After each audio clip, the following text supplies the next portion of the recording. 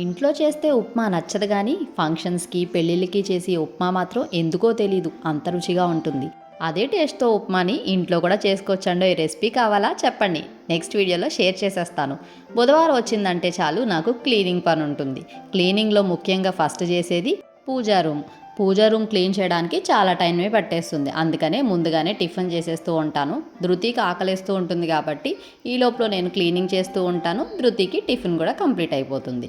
Cleaning చేసిన తర్వాత చిన్న ముగ్గు కూడా వేసుకుంటూ ఉంటాను. పూజా రూమ్ అంతా క్లీన్ చేసుకున్న తర్వాత మళ్ళీ అన్నీ కూడా నీట్గా సర్దుకుంటాను.